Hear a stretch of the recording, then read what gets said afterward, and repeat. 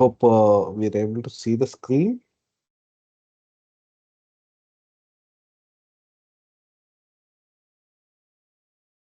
Yeah.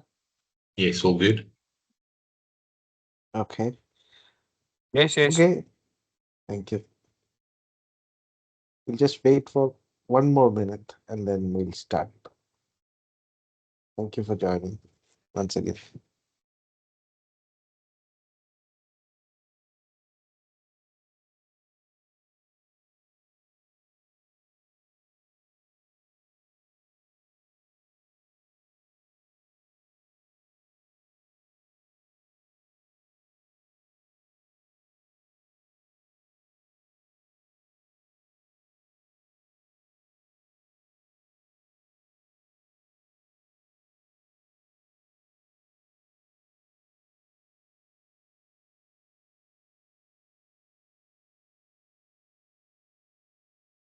Okay. So I think we'll start now. So once again, welcome to this live demo session of Pinaka ZTi cloud platform. So we have been conducting this on a regular basis for last 2, 3 months. Every fortnightly, we are planning a live demo session for this cloud platform. And my name is Ajit Narayanan, and I'm from Pinaka Computing, and I have my team also here who will be part of this demo. Since this is a live demo, please uh, request you to forgive us if there is any technical glitches, which is obvious when there is a live demo going on.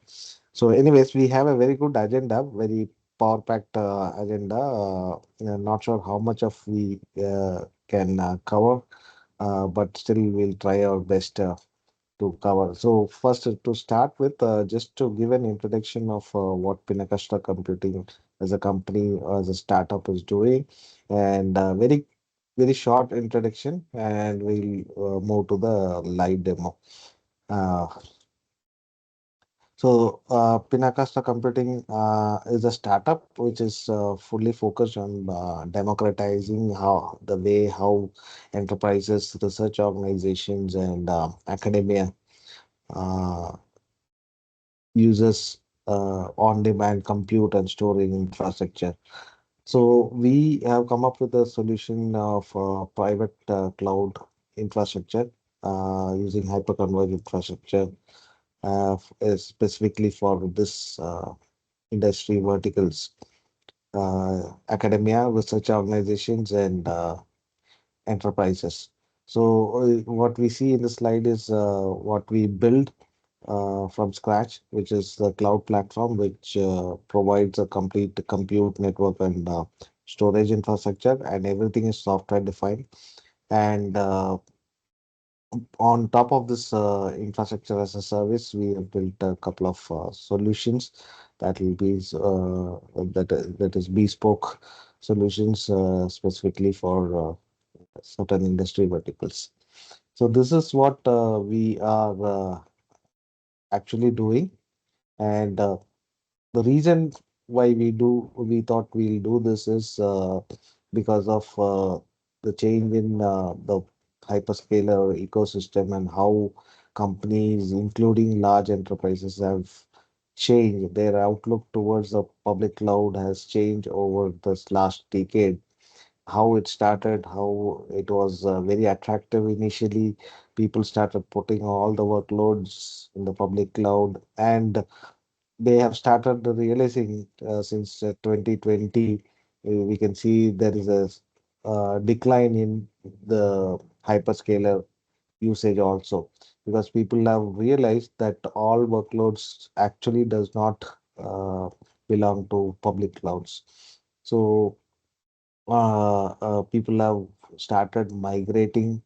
They have tried to coin new terminologies like hybrid cloud and multi-cloud, different ways of cutting the costs, because public cloud at scale is really ugly, and bills are too big.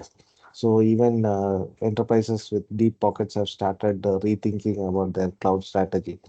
And as I said, all the workloads are actually not belonging to public cloud, because auxiliary workloads can always be in-house on on-premise infrastructure. And specifically, organizations who are focused on data privacy and sovereignty, yes, for them, a public cloud is uh, maybe a second option, not the first option.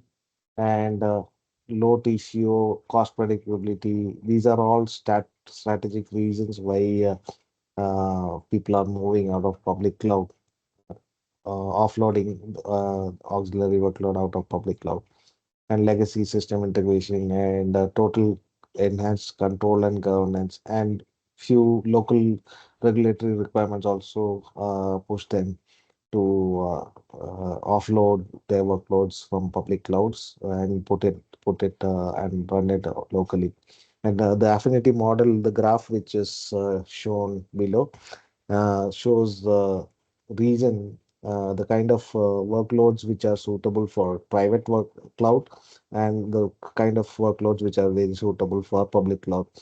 So the more data, the more egress network traffic, the more compute resources like GPUs and all those things, which is very expensive when it comes to hyperscaler clouds, which can be done in a fraction of cost, where if companies start owning their own in-house infrastructure. So, and different industry verticals, specifically where they they have on-premise infrastructure as their first option, are also listed. So these are the reasons we thought, yes, private cloud infrastructure is a way to go. And also the VMware turbulence, which has recently happened, that has actually helped us a lot. I think a lot of churn is happening.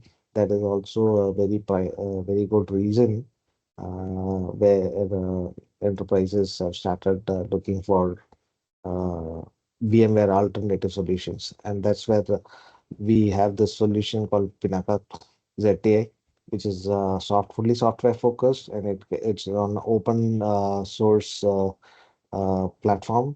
ZTi is a validated and secure open cloud distribution, OpenStack cloud distribution. We have built it from scratch, and it is from day one enterprise ready software, cloud software. And you can see the different features of ZTi. It's our own distribution, OpenStack distribution, so we have the complete control, and we make it fully validated and enterprise ready. And as microservices there, uh, private cloud again is a very good option. And low pricing, fixed price delivery, containerized control plane, highly scalable architecture, and we have distributed storage, which is the storage backend, and we can build it in different formats, be it high converge, hyper converge, different formats as the customer requires. And on the security front, yes, CAS benchmarks is followed, and easy to provision, and self-service portal. And it can also be built as a turnkey appliance, for which we are looking for partnering with OEMs. And it is completely built in an enterprise grade scale, where there's no single point of failure. So we are taking care of all these things, and I've come up with a solution. And this is just a comparison of how the evolution of hosting the ecosystem has changed over the last 2 decades. How it started in early 2000s, which was very, people were not very comfortable owning hardware, which was very expensive, and it was very difficult to maintain it. It was not that robust as of today. And but the software side, yes, kept evolving, and it, though hardware cannot catch up with the pace of software. But yes, hardware technology has also evolved so much, and it is very advanced as of today. And anybody can actually host it without any much of headache, unlike early 2000s. So things have changed. So now that narrative where hosting on our own is a nightmare kind of narrative is no more actually. But still, people have that mindset. But yes, we can always tell them owning and running hardware or maintaining it is not as difficult as what they think. So things have changed. So on a holistic approach, holistic view, we think yes, it's the a private cloud solution is the way to go, where the customers can reduce their costs. They can have full control on their data, and yes, they need not put everything on the public cloud. Only the business critical things or which requires elasticity or scalability, they can keep it in the public cloud. All other auxiliary workloads, yes, they can completely offload it and they can host it on their own. So this is what we are thinking. We can help our customers to achieve. So this is in short what Pinaka is doing. So I'm not wasting any more time, so because it's a live demo. So if we quickly move to the live demo. So we have my team members who will start the live demo. So the agenda is to showcase the self-service portal and different features what we have in the self-service portal. And yeah, this is a dashboard. And so not wasting any more time. So probably we'll have the questions towards the end of the session to save some time. So I'm just giving the control to Gopi. Gopi, please, you can share the screen and quickly start off with the demo. Yeah, thank you, Ajit. Hello, everyone. Myself, Gopi. Let me start my screen sharing first. Is my screen is visible? Yeah. Yeah, here we can see the Pinaka ZTi Cloud Console, which is a multi-tenant cloud. So I'm logging in as an admin. So here you can see this is our landing page, which has many informations on different services like quota and the different services, which is instance, volume, network, and net routers, etc. So let's move on to the demo, which is first one, which is compute. So instance is nothing but a virtual machine uh, where we can create here. So let me show how a VM is created. So here are the flavors. Flavors are nothing but a hardware specification of a virtual machine. So I'm selecting it as 1 CPU and 512 MB memory. And here we can see the images here. Images are nothing but a bootable copy of an operating system. So I'm selecting the base image and the system disk part and size of the disk. And the network will be internal network, the default security groups.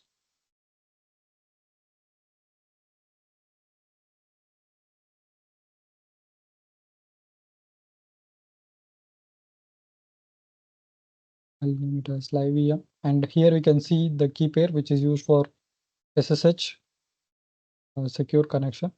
So I'm selecting the key pair, which is already here. So we can create a key pair also. And here we can see the advanced options where we can manually assign the nodes to particular compute nodes and the additional part.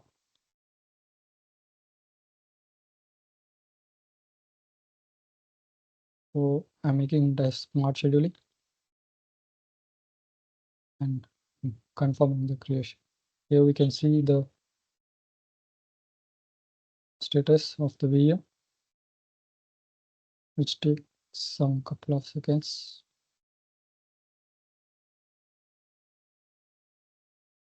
Yeah, we can see the VM is active now.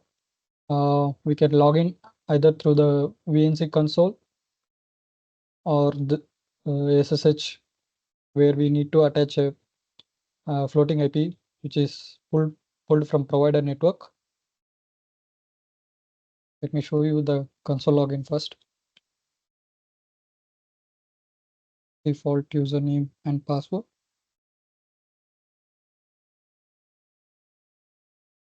So here we can see we are able to log in here.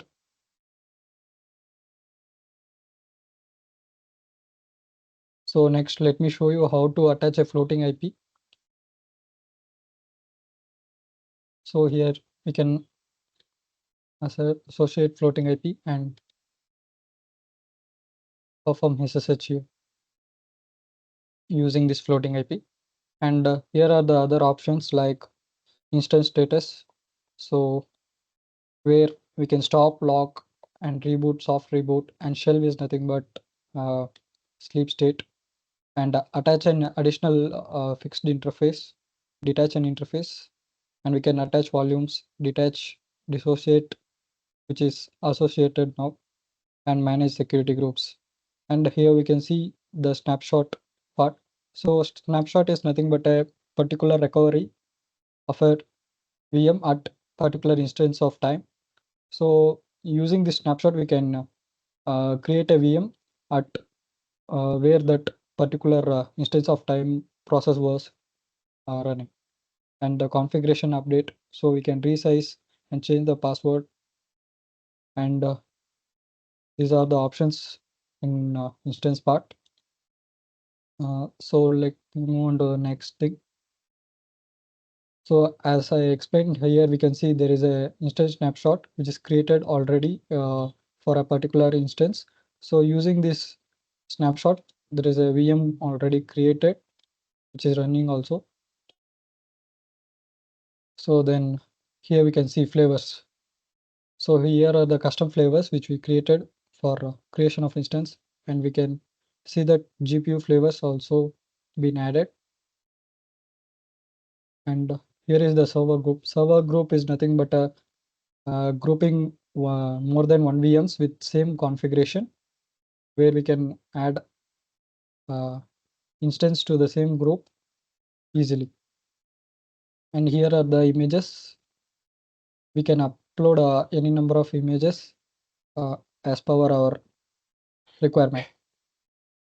And here is the key pair part. So here also we can create a key pair and use it for our instance. And this is all about the compute part. Next we'll move on to the storage. So where here we can see the storage are here. So we can create a volume quickly. So capacity is 50 GB. Make it as high volume. And let me show you quickly how to attach to the VM which is created before. Yeah, you can see the volume is available now. So I can attach it from either here or the compute part also. So this is the instance which I created now.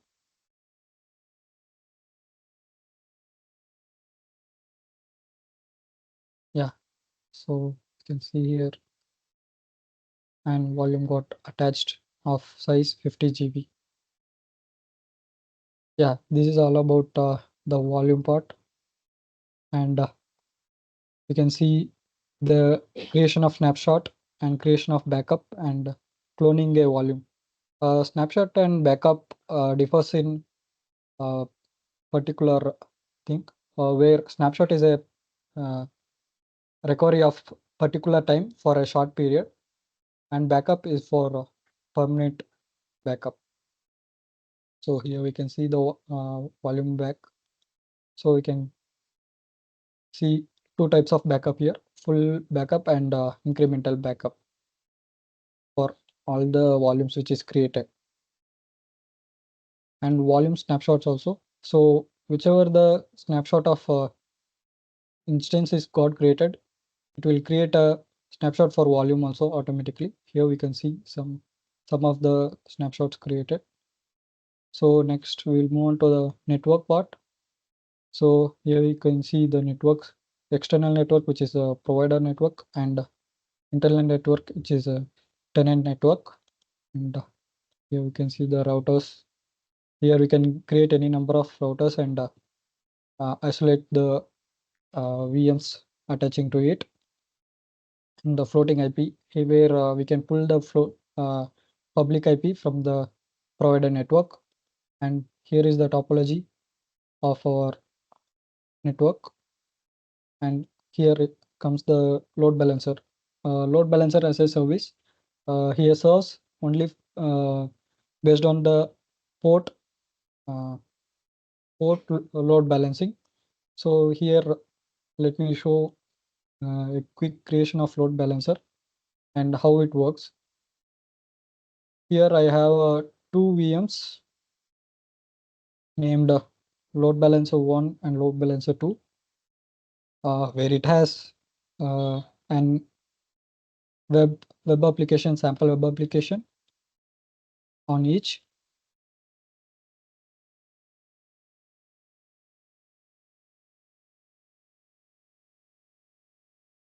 So here we can see there is a web application on load balancer 1.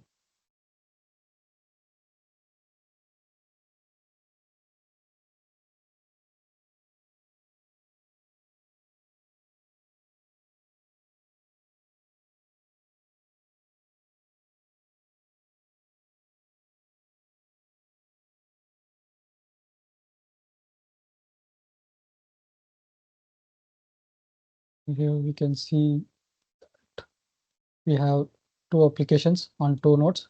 How to load balance on this two VMs using single load balancer and a listener. So let me create a load balancer quickly. It has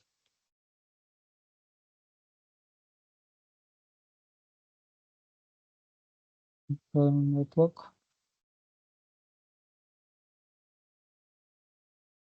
Automatic, and the listener is nothing but on which port the load balancer should listen.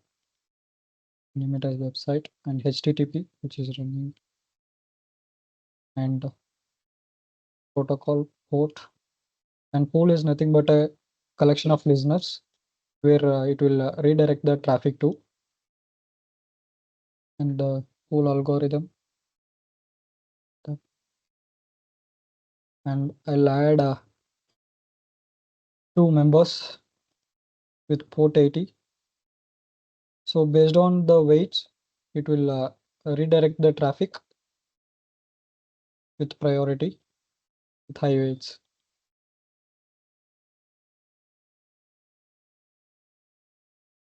So let me confirm the creation. So this is a creation of load balancer where I have a load balancer already created. Let me show you how it works. Here I have an floating IP which can serve the two applications based on the algorithm. So here we can see this is how a load balancer works based on ports, and we can add listeners also here. So listeners for different ports. So create a listener and port. These are the different protocols where we can make the load balancer to listen. And next, moving on to the security group, which is virtual firewall, where we can allow and block the protocols. And the next orchestration part will be carried on by my colleague Anas. You can take over, Anas. I'll stop my screen sharing.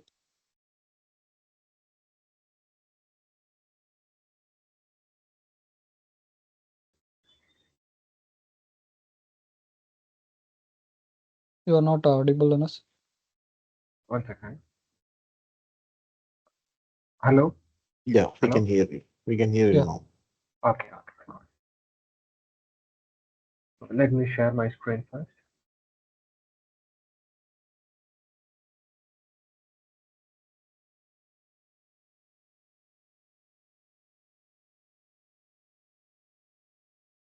My screen is visible right now. Yeah, please go ahead. Okay. Hi all. My name is Anas. I'm here to explain how Pinaka ZTi manages building complex infrastructure and manages the complex infrastructure.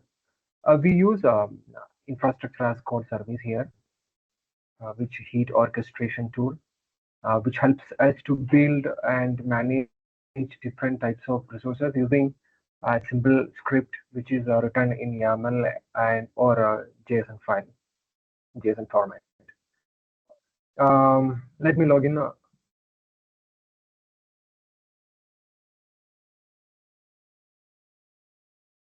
Okay, this orchestration is coming under this menu.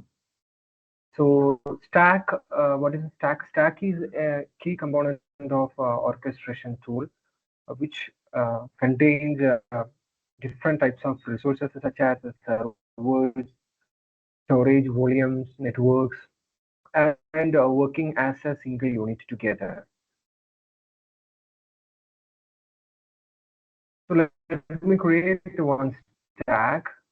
So that will we are going to deploy based on the stack. So you can see that here a template content which we need to paste the YAML file which is already we prepared. So I have already prepared two YAML files. One is for a website stack and one is for a AI stack. So let me copy paste.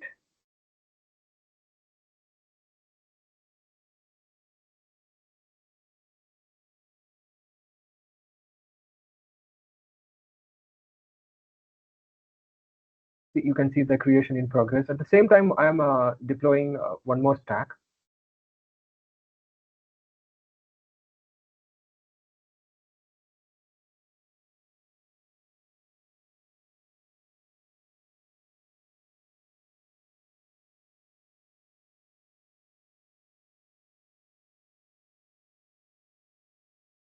So now two stacks are the creation is in progress. Let us dig to the one of any stack. Okay, see the details are we can visible the details description, the stake status, and stack resources is there. Which what are the resources are going to be created with this stack? So here we can see one instance, port, floating IP, and floating IP association. Floating IP is nothing but a provider IP. And what are the events happened here, which helps us to log, which find that error. And this is the YAML file which we are used for creation of this stack. Actually, what happened in this stack? It is creating a one instance and some actions after instance creation. Some commands will be executed, port, floating IP association. So let's check the stack status right now. Both are completed. Okay. So according to what we described in the stack, it should be created two instances. So these are recently created instance. So 1 minute ago, 2 minutes ago. This is related to website stack, and this is related to AI stack. I'm combining both of these things.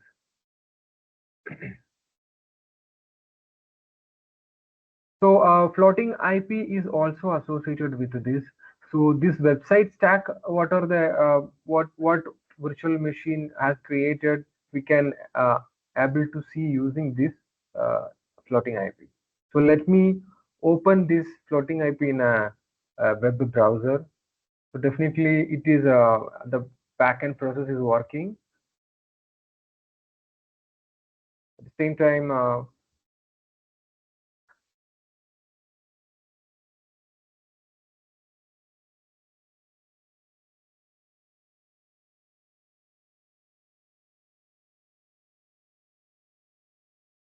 So AI stack, what I did, let me explain in AI stack. In AI stack, an instance will be created where a large LLM is there, DeepSeek LLM is there. And one more thing is that this stack, this virtual machine is going to be created with a special flavor, which is enabled by PCI pass-through. So the machine's GPU, PCI pass-through is nothing but GPU, server GPU will be assigned to virtual machines. So here our GPU is assigned to a particular flavor, and that flavor we are used here. So that LLM is working under this GPU enabled VM actually. So opening the floating IP, it leads to the web UI of LLM. So let me create a admin account very quickly.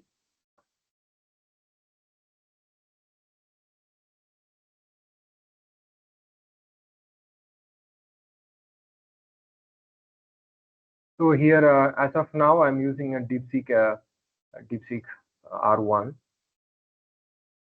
Okay, let me try something, for example. So this will be processed under. Meanwhile, we can check what happened to our website VM. So the website, this VM, the website stack related VM is automatically fetched a HTML website files, and it is implemented a website, a live website as of now.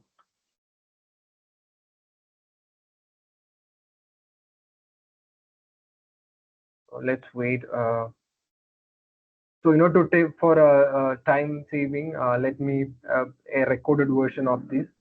Nothing, but you can see this is already done. First, it loaded Apache, and the website is already loaded. So coming to the open web UI, the DeepSeek. This way, actually, it provide the result. So I'm just demonstrate this video only for the time saving. Okay, this is process is ongoing. So this is the thing. I think hopefully you are understood about the orchestration tool which we are using here. This is nothing but which is very similar to the other infrastructure as platforms such as Terraform and CloudFormation, which, however, this is very useful for software development teams, which helps them to create and destroy the same setup multiple times. So this is automates the entire process without manual interventions and manual errors, which also helps to keep consistency whenever the deployment happens. The same setup configuration will be there. This is reusable for the software development teams. So hopefully all are understood about, got the idea about the orchestration tool which I used in Pinaka ZTi. And questions are welcomed after at the end of the demo session. So thank you. I am giving control back to Krishna.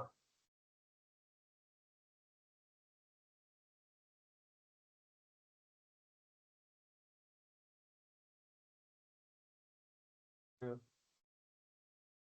Wait, let us share my screen first.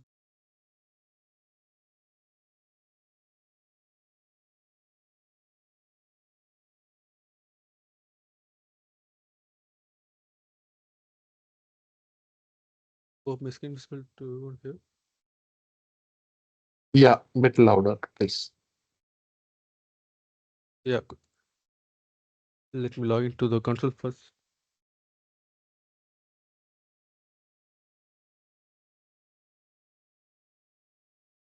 So hello everyone, my name is Krishna Raj. I am here to cover the part of database service and the cluster as a service.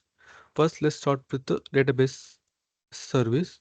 Here I'm going to demonstrate how to create database as a service here. and backups and the configure groups. Let's start with the database instance here. Click on this button. Here you can see the availability zone of the cloud, and I will name this as a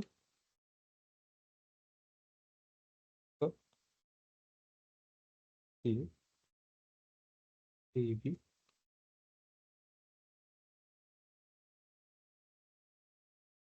And we'll assign a size as 5. I'm going to choose database data source type as MariaDB and version as 10.6, which is already configured there. And for as a CPU, I'm going to choose m1.small, which assigns 1 virtual CPU and 2 GB RAM. And let's jump into networking here. I'm going to use an internet network. And next, as a initial database creation, we will put that as Pinaka, and the user as 3. We'll set one password. So,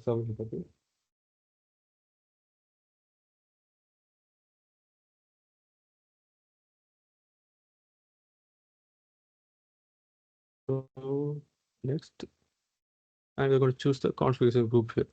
I'll tell you about the configuration group later.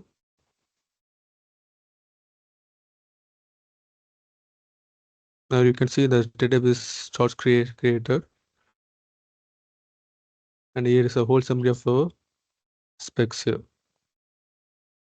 So since it takes 5 minutes of time to create the service, I'm going to show you how to connect to the database using the existing one here. I already have an instance to connect to the DB here. You can see DB, it's my IP.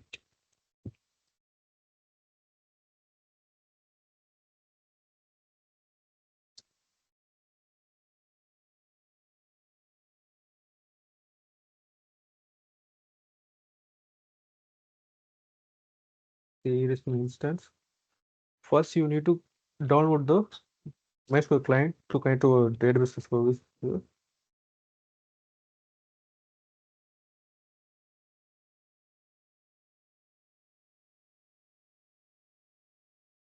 Yeah, I already have one. Then let's connect to the database MySQL. I will mention the host IP. I'm using internal IP of the service. And the user name is admin.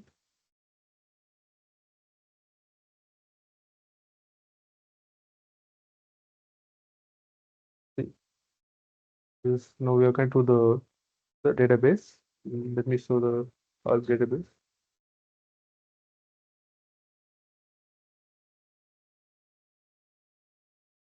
You can see we have allocated DB, which I have already created there. I'm going to show how to create DB from here.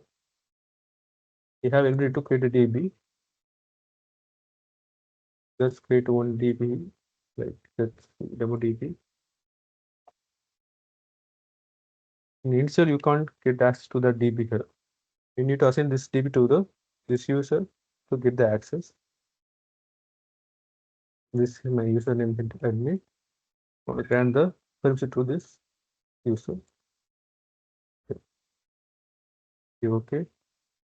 Now you can list and see that it is called now here. So like this, you can create user from here also, and database backups and other comments in the service. And next we go to backup. Here we use backups to create a backup of a database. Currently it's not configured here, but it helps us to create a backup of a database here. And confidence group. Since it's a service, we need to define how to behave in several servers, because it's connected to multiple machines. From here we can limit the connection limits and timeout period and the logging period, logging users. You can able to set a default parameters here. By default, we can't able to set this in a console. We need to pour common in the server. So let's jump to the cluster creation here. For the cluster creation, we using Kubernetes. Kubernetes as a cluster orchestration creation here. As a image, we use Fedora, which will be applied to the nodes we are creating under the cluster, and a keeper. And for the work here, we're going to assign the CPUs and the RAM for the worker nodes. I'm going to choose m1.medium, and we have options for assign to the master node.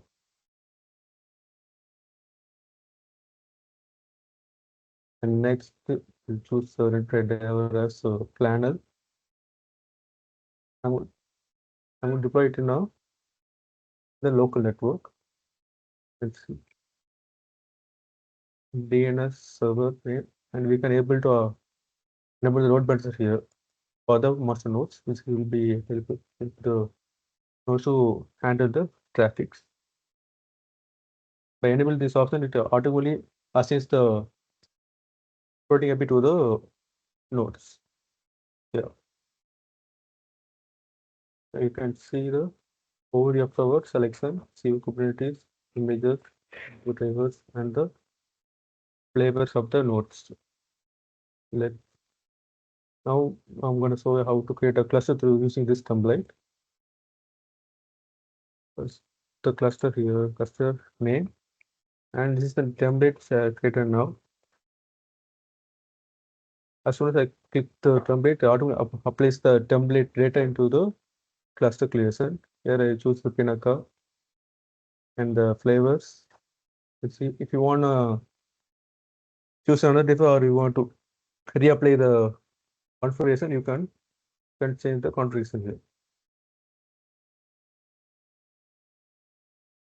And mention the number of master nodes you want here, the number of worker nodes.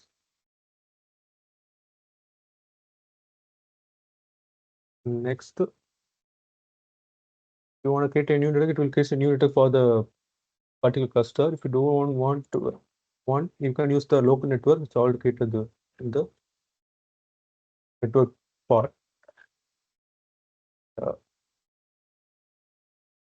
And it will helps to repair the unhealthy nodes whenever it happens. And the article feature also available here.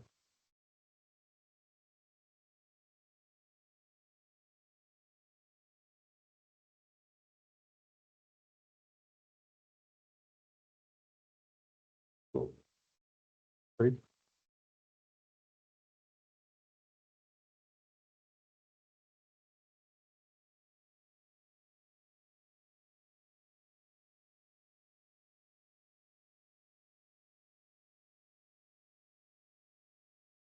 Yeah, now start creating the cluster. It uses the orchestration tool to create the resources for the cluster. So you can see it starts creating the resources here.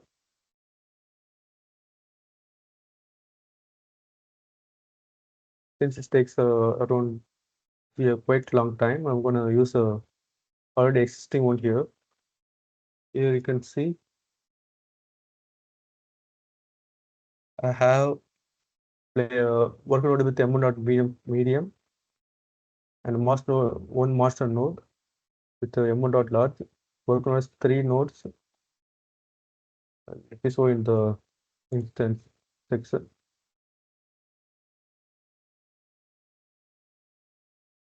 Let's see. 1, 2, 3.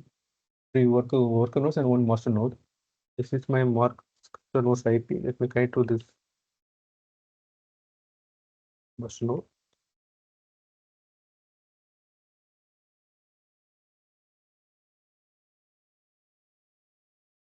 Yeah, now I'm connected to the master node. Just to the user to access the kubectl nodes. This the nodes under the master here.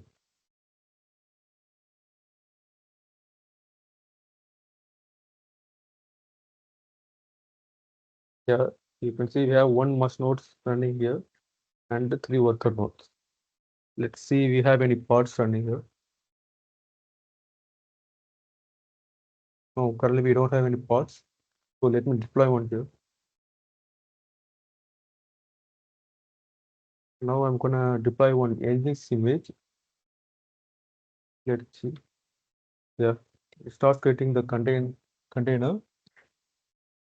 As it's creating, we'll assign one port and I will ask the Nginx page in the browser.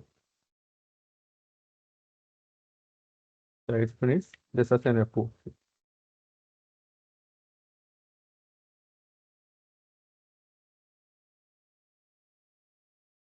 You have already a service. Yeah, you can see we all have a session in 30633 report. Just access the web bureau.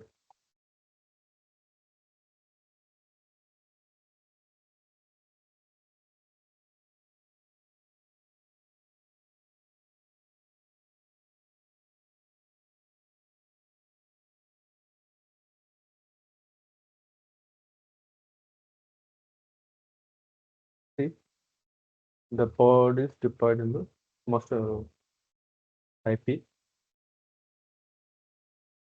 And if you want to scale the pods, you can. This way it will be done.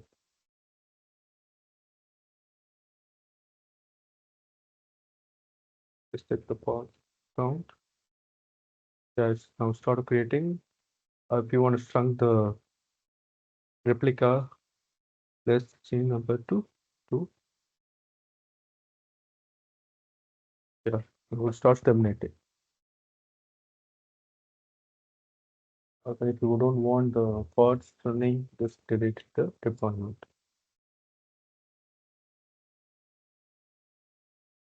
After terminating, all start terminated here. And let me show you another functionality here. We also have an option to resist the cluster. See, we currently have 1 master node and 3 worker nodes. And here we can able to resist the worker nodes to 5 or 6. Whenever you want, but we only able to resist the worker node, not the master node here.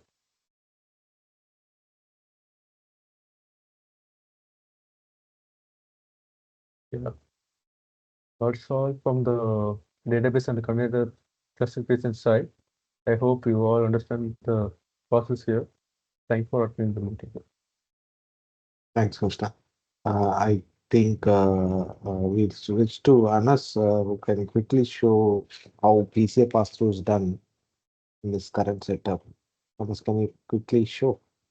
We are very sorry we are rushing because we understand we are little fast today because so many things are there. We are trying to cover as much as possible, so little fast today. So Anas, can you quickly show how PCA pass-through is Yeah, of done? course, Ajit. Yeah. So I am audible right now. Yeah, please go ahead. So this instance which we created using our AI stack, so the floating IP. So I'm going to show the PCI pass-through, which that means the host GPU is integrated with the virtual machine. So this virtual machines. Okay. So I'm already connected by SSH. So this is this virtual machine. Okay. So it will be listed in PCI actually if it is integrated. So since I know the AMD, I'm just making it easy. So you can see that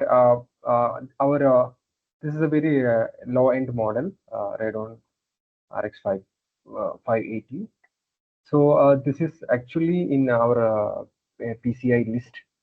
So which also if we go to the bus ID, we will get the driver actually running this AMD GPU driver is running the GPU actually. So it is very quick, and hopefully it's understood. Okay, thank you, Ajit. Yeah, thanks, Ernest. So this is how PCA pass through is done. So this we have a small GPU just for demo. If customer requires a different configuration of GPU sharing, yes, we can do. We have multiple options, right? And there's one licensed option also. So that is something an additional part, but basically everything is built on this uh, basic infrastructure which is created. So GPUs definitely can be, and also Anas also showed how in the same VM we can have snapshots created, and that snapshots can have readily built ALMs, and the LLM workload can be backed by the GPUs to PCA pass-through or any other method. So thank you, Anas. So I'll try to wrap up with a conclusion. So, so we claim it to be an enterprise grade setup. So it is not only the platform. So we are trying to build it an enterprise grade where there's no single point of failure and there is an end-to-end solution, including the monitoring and diagnostics. Since we are talking about multi node setups, if the larger the setup, this particular demo setup itself is a 6 node setup. So where we have 3 controllers and 3 compute nodes, compute plus storage nodes actually. So even with this 6 nodes, it is very difficult to find out what is going wrong in which node, because so many moving parts. So there should be one place or a log aggregation should happen where we can easily dig into issues when something goes wrong. So this kind of open search dashboards, which comes as part of our ZTA setup, helps the cloud admins to quickly pinpoint what is going wrong in their setup. And when we talk about the storage backend, yes, it's all about Ceph. Ceph is distributed storage we are talking about, which can easily scale to beta because it is actually designed for cloud environments. And we have all separate dashboards created, and for monitoring also we have dashboards created automatically. So we have multiple end-to-end created. It's not only the cloud platform which is created. We have end-to-end. So talking about the value propositions we are trying to build it in such a way that this distribution is such a way that we want to make it lightweight and easily portable, where anybody can have the ISO file, which is just 5 GB in size or less than 5 GB in size, and can deploy multi-node petabyte scale private cloud infrastructure quickly. And it's also, as I said, we are focused on research organizations also who don't usually connect to the internet because of their research nature, research kind of workloads. So our solution can be completely deployed offline. So we have few interests already from research organizations due to this feature of offline setup, which we can do. So we have completely power packed the solution into, I would say, we have just compressed into a pen drive. So these are the value propositions we offer to the customers with our OpenStack distribution. Completely offline, lightweight, powerful, and it's the best VMware alternative. And we have package it in different formats for different use cases. Like we can have a single node setup who don't really care about backups. For example, education institutions and academia, where they just need to create projects and destroy and all those things. So we can have two node setups with high availability where it can be active. There also we are getting a lot of interest these days. And then it comes to the actual private cloud. So what we were talking, we are talking about server virtualization and the cloud use case. So we have packed it in such a way. I would like to show that. Uh,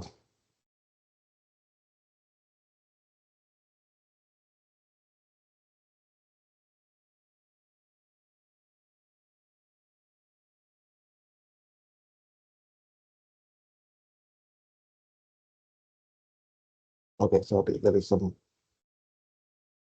looks like some error. Okay, this is how we are trying to package it based on how users want it. It's completely socket based subscription licensing, which we are dealing with. We are not even talking about cores. So the more dense the customer has servers, he benefits actually. So we are packaging it in a different way based on the different requirements. So it's we are not just talking about the complete cloud suite. We can package it in a different way for different use cases. A single node setup or a two node setup and an active way, or a minimal scale cloud setup or full-fledged private cloud enterprise setup. So different ways. So we are also opening it up this single node for early adoption. So whoever wants to download, yes, they can just download it for as small as $6 or Indian INR. So we are opening it up for early adopters. We want more and more people to adopt and give us feedback and how the product looks like. So it's a perfect alternative for VMware and Proxmox. Uh, uh, that is how we are positioning ourselves. So yeah, so that's the conclusion from my side. Uh, uh, just opening up for any questions. I think we are just uh, finished 1 hour. So any questions? I'll be happy to answer. We have already few questions. I'm not sure if people can see it. They've been having few questions already. Uh, but yes, we can take few more questions.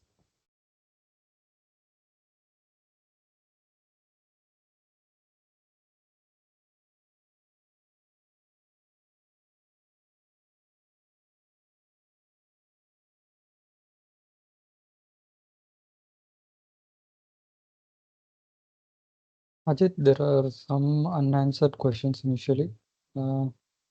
Okay. How the PB scaled distributed storage is Okay, realized? I think I've answered it. I answered it separately. This was the answer Okay, actually. So if it yeah. is a hyperconverged format, it is difficult. You can't scale storage separately. It should be either the conventional format or a converged format where storage nodes are separate. So in that case, we can scale storage nodes separately and compute nodes separately. If it is hyperconverged, it is difficult. You have to take your compute power along with the storage expansion.